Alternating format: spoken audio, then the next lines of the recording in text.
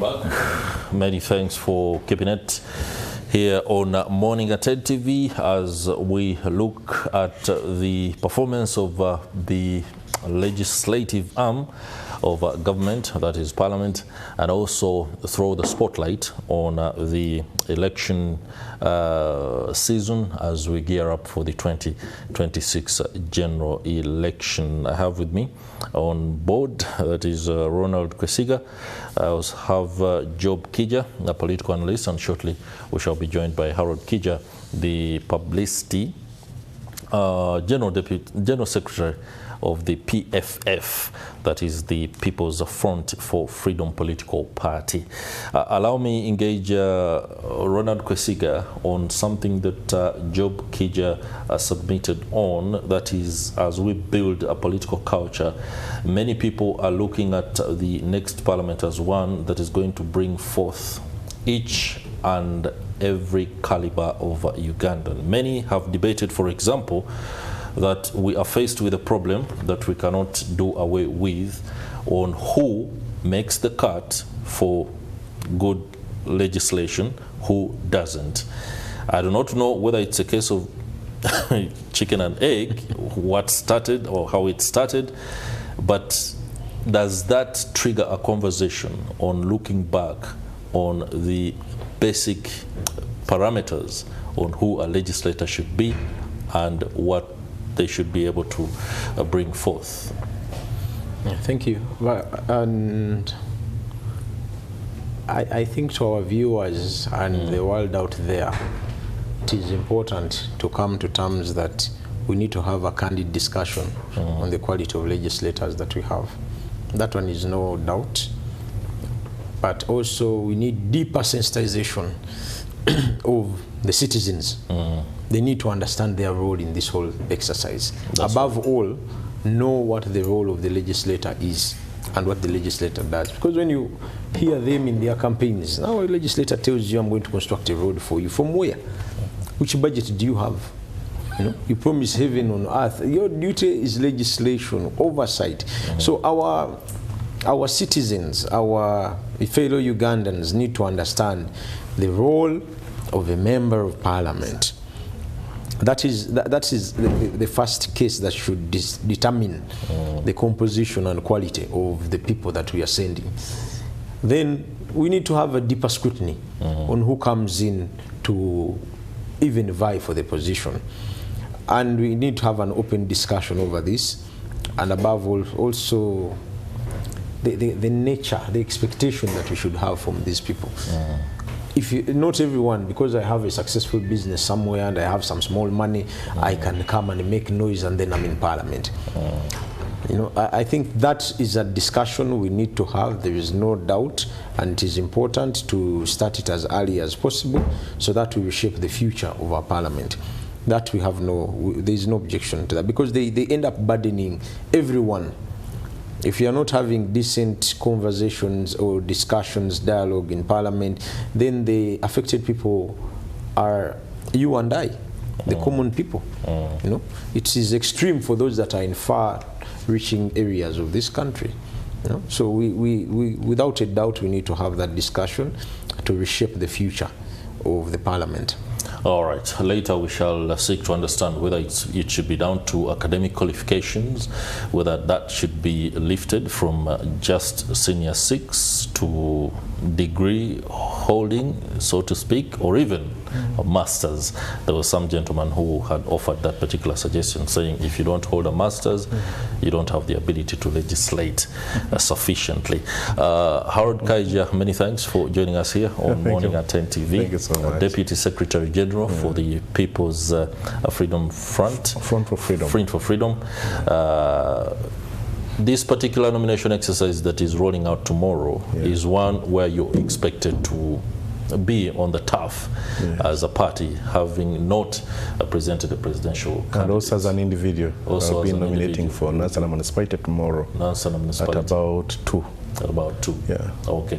First, bring us up to speed with PFF's thrust going into these nominations, as we shall be talking a little bit more on the legislative aspect itself. Chris, can you allow me to give some information? You have breaking news? Not breaking news, on something that you've just said about the qualifications of parliamentarians. So I'm reading some here about the current parliament. It has 18 PhDs. It has 231 master's degrees. It has 251 bachelor's degrees and 37 diplomas. Okay? There are only 20 with S6 certificates. So this is a very highly educated parliament. Very highly educated. That can pass a law as important as the UPDF Amendments Act in 3 days without consulting Ugandans. Okay. That's the caliber of I'll be coming to you and asking you the question, where is the problem? Yeah, Harold. but you see, one of my professions is teaching. I'm an economist and I'm also a teacher. Our education system collapsed a long time ago. The story of PhDs, masters and bachelors in Uganda doesn't tell it all. Job must agree with me. There are many people we meet and you don't see their degrees. When our education became commercialized, whereby businessmen came into education, where businessmen, you see today I've been seeing these senior fours and exams. You see you guys in the media interviewing directors, not the teachers. What is your take about this exam? And it's actually they're explaining as if he has taught a child. Even when it comes to a teacher, please make sure these kids don't fail.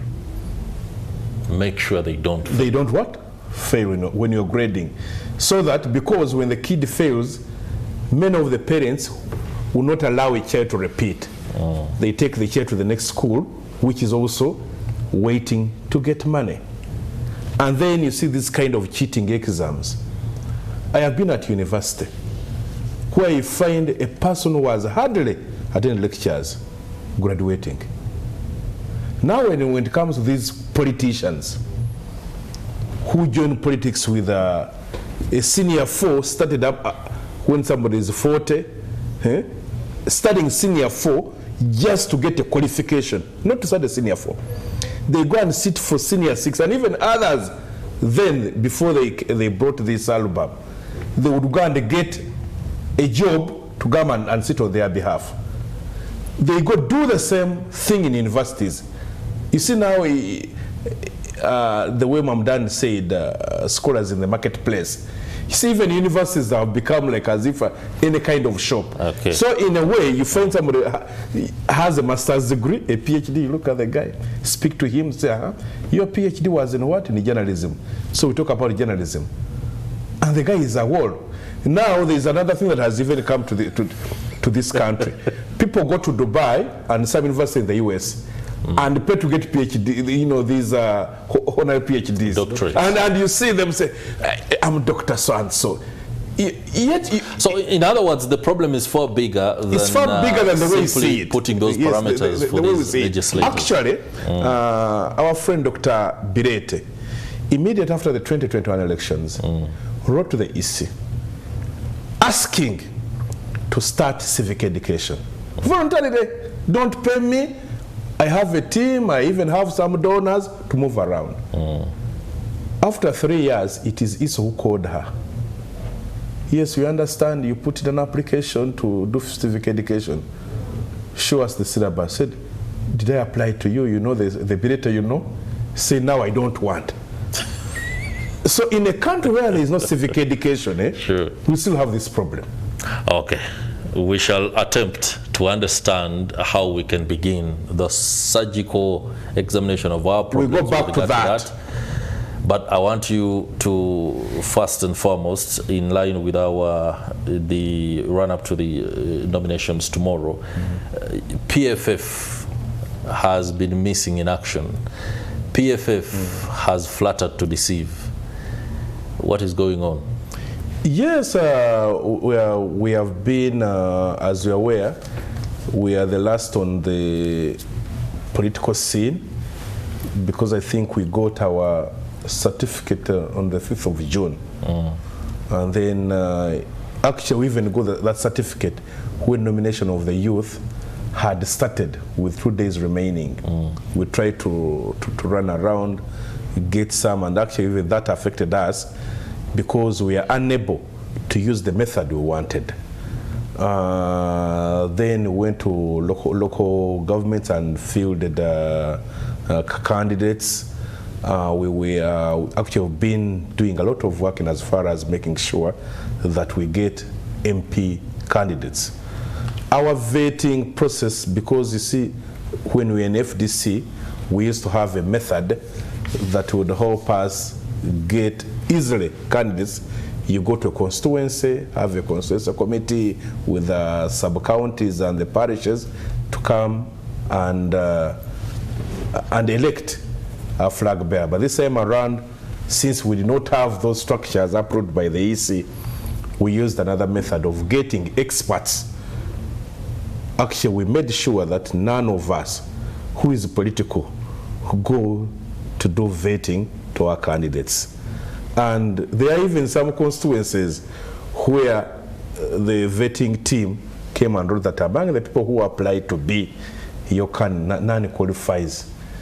Not that they do not have the senior 4, senior 6, they did, but when they were interacting with them, speaking about what is required for an MPA, and that, talking about, even talking about the country itself, you'd find they're missing. Because one wants to contest for an MP, it's not just having a senior 4 and a senior 6. You are taking their knowledge. It is a place of debate. Actually, for me, where I'm contesting in Nazareth, I've been telling them when they go there, there are committees. So the first call is you expertise. So when you have nothing, you look at a committee that has a good name, you go and sit there. And then you go and sit there and actually sit there. You won't make any kind of contribution. And who pays the price? The one who voted. Because this one doesn't make a loss. Like as you get your brother who is a lawyer to construct your building. After getting up there, you see that no, there's nothing. You fire him, but you've lost money for material and time. And then you even lose money to come and break it down and then put another building. So that is where we have been. There's been a tedious process, although we did not do it the way others we are doing with a lot of fanfare and publicity.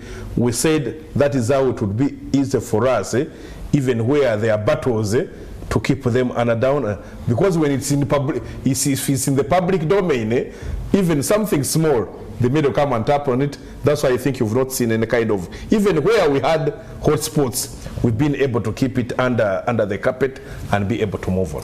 Interesting to learn that you are vetting the way you are vetting, to the extent that if somebody does not appear to understand the dynamics of legislative debate, you're doing us, the country, a service to tell them not to even contest. That one is an interesting one. Whether you're actually honest on it remains. No, I'm very honest. No, I'm very honest on it. Because we've seen politicians and how you do your things. By the time we know it, you will have a candidate of the PFF who doesn't look like they can put together a phrase on legislation. Job Kiija, I know there is a lot that needs to be done when we are to treat the disease Uganda or the problem Uganda. But what honestly should be the start point? People have blamed the education system. We've had those who are educated basically acting like they are not. I mean, if you are a technocrat and you've done the planning processes and you're planning on behalf of the nation, why would certain people plan the way they plan? So where do we begin the process of realignment? So let me quote a politician, one of the politicians, I will not mention the name, who made an interesting remark that when you are paid to be stupid, your intelligence doesn't matter. Essentially saying that we know the man. and You see, when you look at Parliament at the moment, initially, earlier on I read the composition of Parliament. And I know a number of brilliant people in there. And I want to, in a way, disagree with Harold. Yes, I know that our education system has been vulgarized. We have so many products of UPE, which really, for me, I'll call it more like education genocide. Education genocide? Yes, because it clearly just came to destroy the education. I mean, if you look at the caliber of people that are being churned out, right now, guys are not in class, okay? But they will pass. But they will, yeah. But if you talk to teachers right now that are teaching this new curriculum, they will tell you that they themselves do not understand it. And this is UPE. Okay? Now, for those that are in private schools, they are taking extra initiative to train their teachers in the curriculum. But the people that are teaching under UPE, even the teachers themselves, you talk to them and they are like, man, UPE and USE, they are really on their own vibes. If you've interacted with some of them, you'll actually realize the crisis we are in as a country in terms of our education. So here I'll actually conclude that UPE actually just came to destroy education in this country. And you know, if you really want to destroy a country, you start by destroying its education. I think it's one of my friends who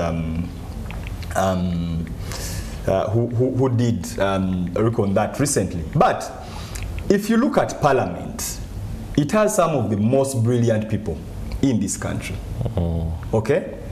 But because the status quo in Parliament does not allow them to really put their intelligence to play, they'll actually elect to be part of the lot that is being considered as stupid.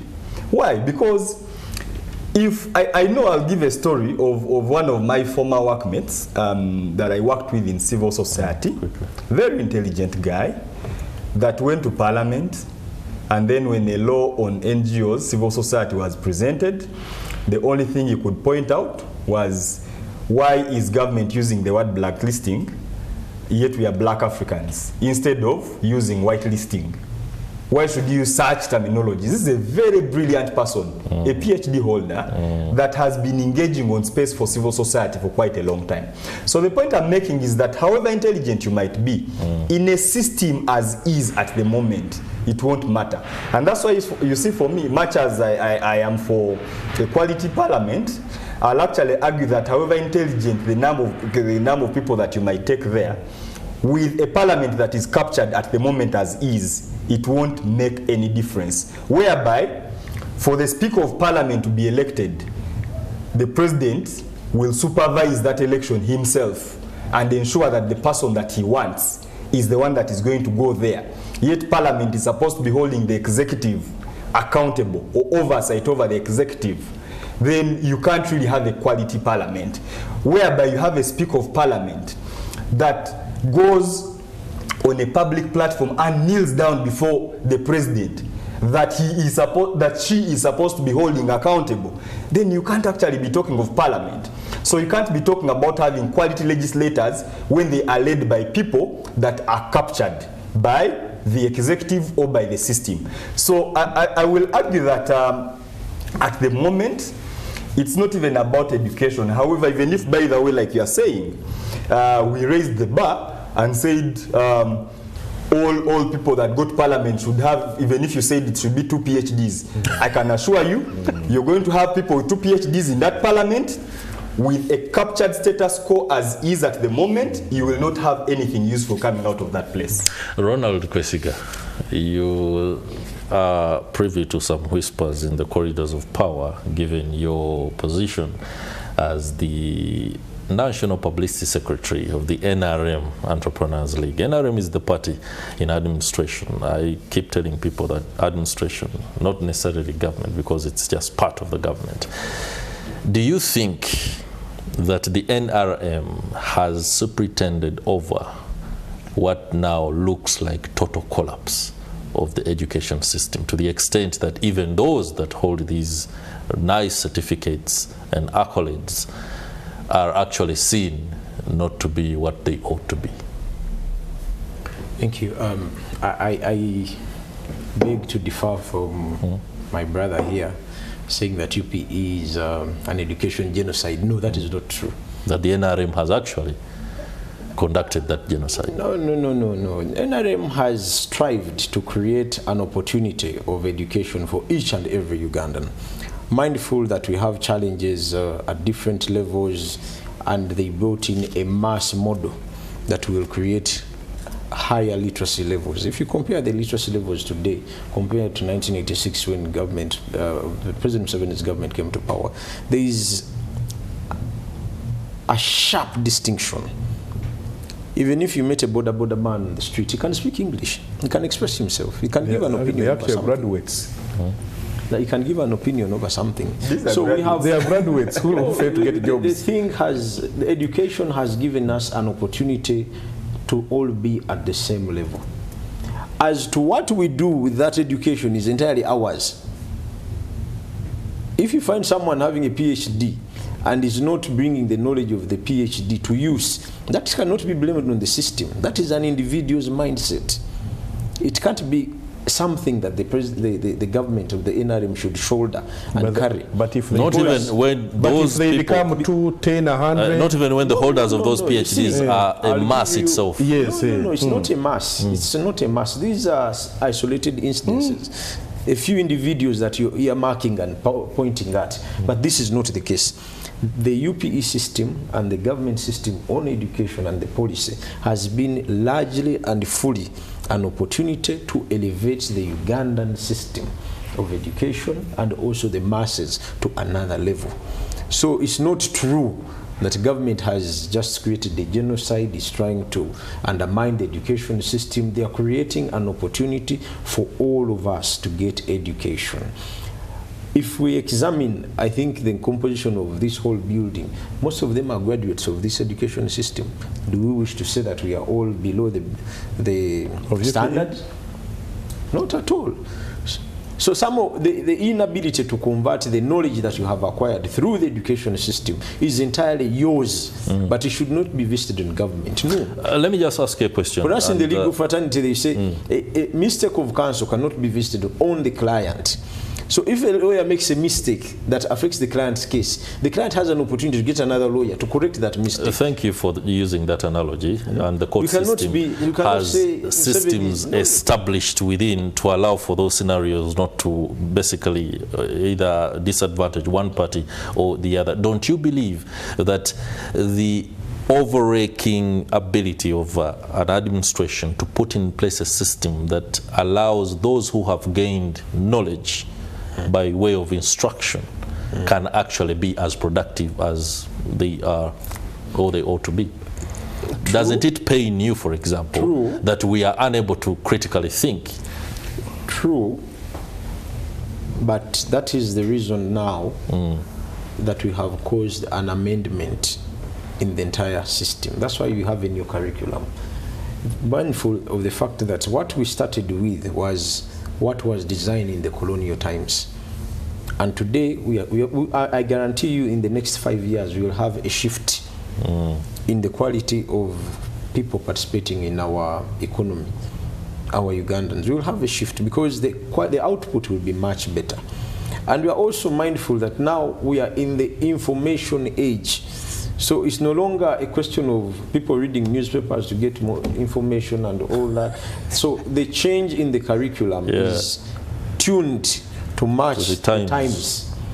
So I predict a huge positive change, because what we were dealing with was what we started with, which was a colonial, kind of thing. Okay. Gentlemen, allow me transition very sharply, because I know that the time that we have, even if we were given a day, some of these issues cannot be resolved by way of a debate. Job Kiija, IPOD has become very controversial. I am reliably informed that you were in one of the individuals that buried their expertise in the formation or the earlier workings of IPOD. Talk to us about IPOD. Is it a trap for some parties? Is it an opportunity to allow for one party to completely do away with the rest? IPOD as a concept is quite phenomenal. It's dialogue, okay?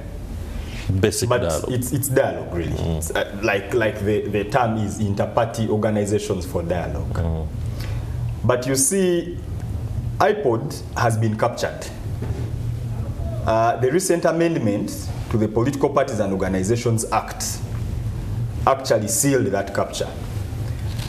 IPOD originally was an NGO. Now, if IPOD is an NGO and it is dialogue, dialogue is a place where you go voluntarily. Okay? I think in terms of principle, it's a voluntary place where you go to voluntarily. Yeah. Now we are putting it in the law, okay, and saying, in order for you to access money, you must go there by force and dialogue. So for me, I think that is the beginning of the problems of IPOD. Because if someone has said, for instance, and before even I go to that, the legislation that was introduced to bring IPOD into the law, I mean, as someone who does political analysis, once I saw that, even before the bill was passed, I concluded that it was targeting a certain actor.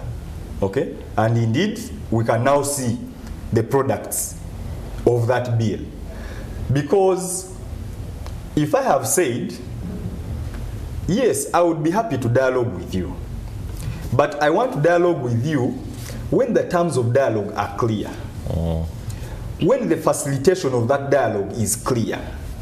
When my issues, I am confident that indeed, when I come there, they will be addressed. Okay? Now, when you go to dialogue, you need to go as equals. You don't want to go to dialogue like we have seen the way the IPOD summits are held. One individual is seated the other side, and then the rest of you are there, and that individual is talking at you. That is not dialogue. Dialogue is when we sit here on a round table and we are dialoguing. That is dialogue. Dialogue is not about someone sitting there because they have power over us. Don't you think you're falling into the trap of symbolism? You are dealing with a head of state who must not relinquish that position on account of an interaction. No. I mean, if we are talking dialogue, okay, you're not coming to this dialogue as a head of state. You are coming to this dialogue as a leader of a political party. And I think for me, that is where the problem is. Okay. And I even want us to go to the formula that is even used to give out the money that is now being given out in IPOD. It is also flawed.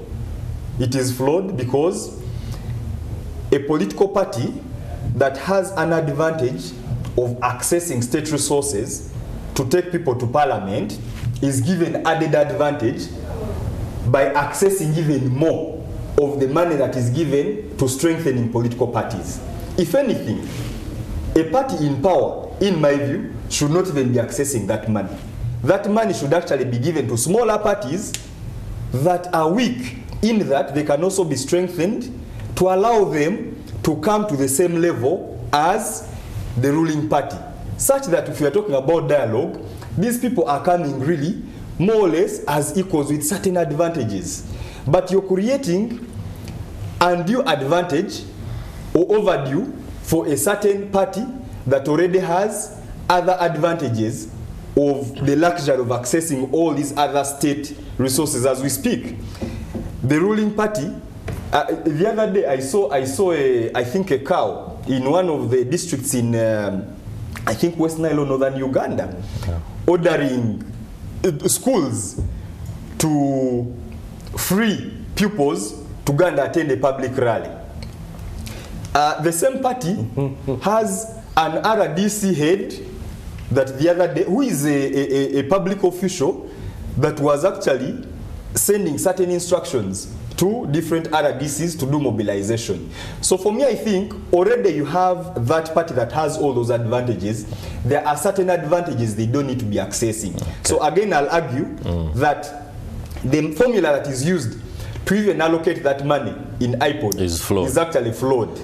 So, Harold Kaija, has PFF been served a letter instructing it to write an application expressing interest to join IPOD? No, we have not been given those kind of instruction as I know. You know, the law that governs political parties says that if an individual, a member of parliament, gets to their fourth year, they are required, they are allowed, they are free to change political parties. When we got there, and me and our colleague, we got about 10 colleagues who eventually changed addresses to PFF. We are told that those are not PFF. They actually subscribe to the parties they started with. So we are packed. Now, I think we should wait for the next term. That is when letters will be written, I suspect. But the IPOD I used to know, you are not asked to write to request.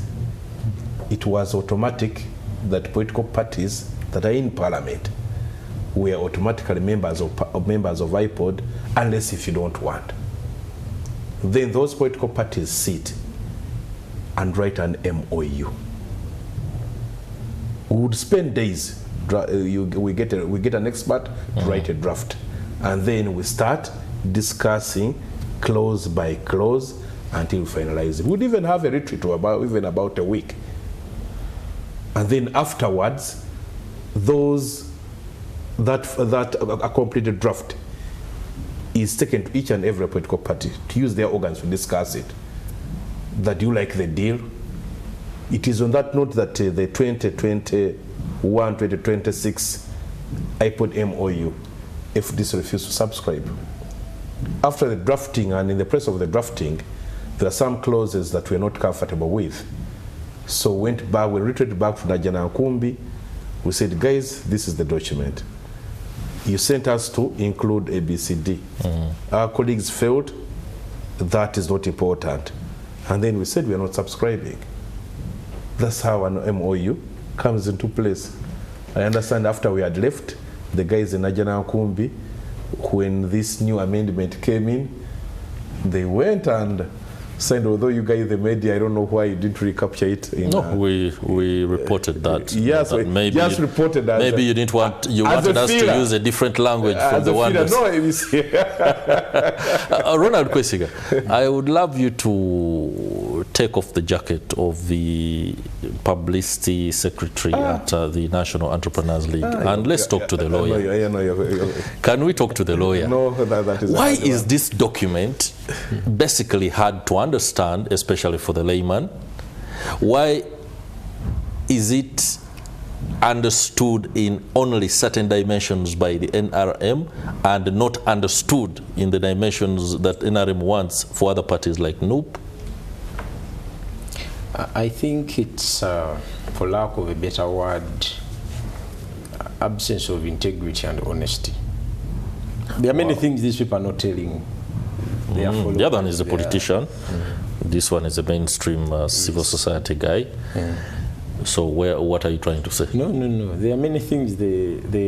I don't like using the word opposition. I call them actors in of change, proponents of change. There are many things they're not telling these people, the masses, about the essence of IPOD, the good in it, and the benefits that this whole thing brings to the table.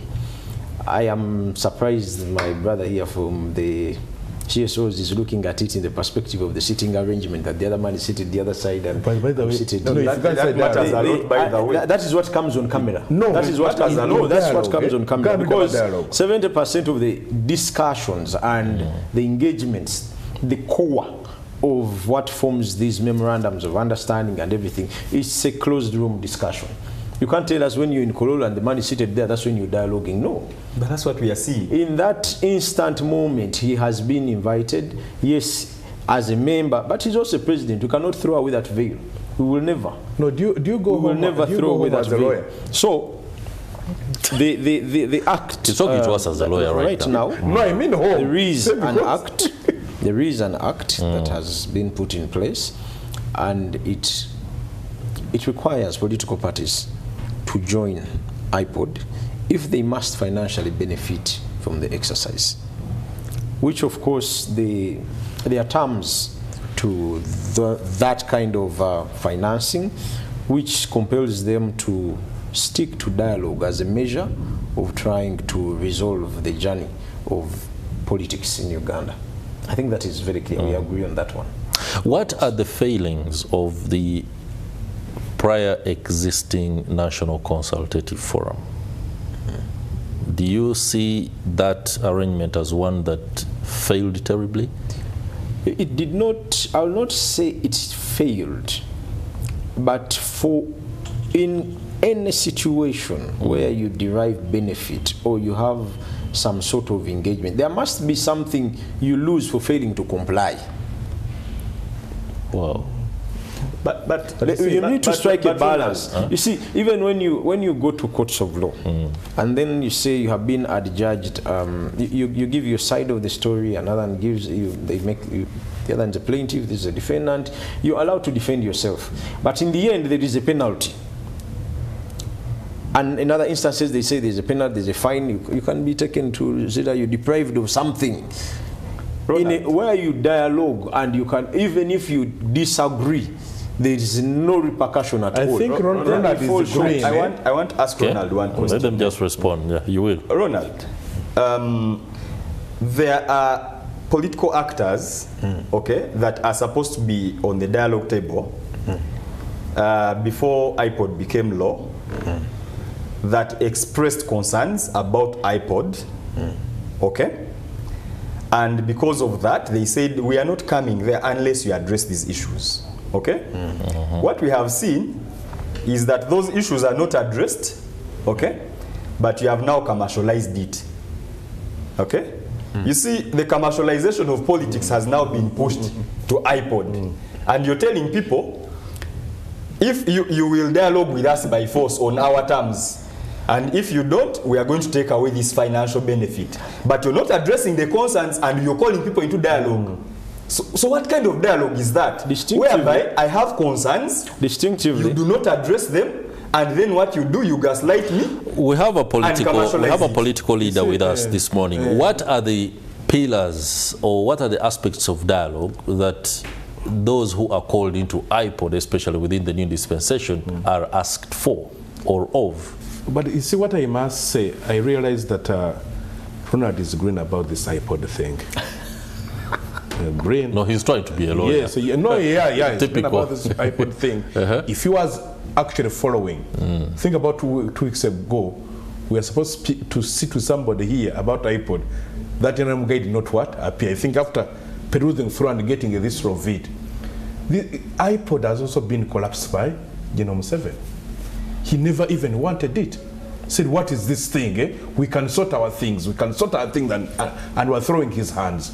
As Job said, there are issues that we raised. So the instance of IPOD and where we benchmark to have this IPOD, Ghana, Malawi, and some Scandinavian countries, it was not actually supposed to be permanent. Because the permanent organization is NCF. It's in the constitution. This one was to facilitate to have a predictable change of government. Predictable. Today you do not know how government changes. You don't know. Now when we try to put that into the framework, and we said, no, I think if you guys cannot do this, we'll let you be. What they get a lady from Karamoja, to bring a private member's bill on a very serious matter. And how in just a few hours she was able to get the certificate of financial implication. It was put on the order paper, first reading, second reading, third reading, and it is into what? Law. That is, such a law should have been even originated from a summit. From a summit where I say all political parties are in parliament have agreed. This is how we are going to run politics, to run the dialogue. The way they collapsed the one of the inter-religious council, the national dialogue. You heard in the national dialogue, the moment it came, some said, this is a good thing. I'm putting it under the office of the Prime Minister. Then Uganda, and we told them, the moment we are there, and it is the Prime Minister to supervise you, it is dead. We don't know where it ended. NCF, you have seen those small political parties sitting on a presser to say they are all going to support General Museveni. If you went to their meeting, they are all around Mr. Chiwanda, the chairman, Mr. Chiwanda this, Mr. Chiwanda that. So in such a situation, there is no good way. One thing I must be very candid about is that you, the mainstream politicians, because we are all politicians, don't we? We are all political animals, but you, the mainstream politicians, I think are doing a disservice to the country. Especially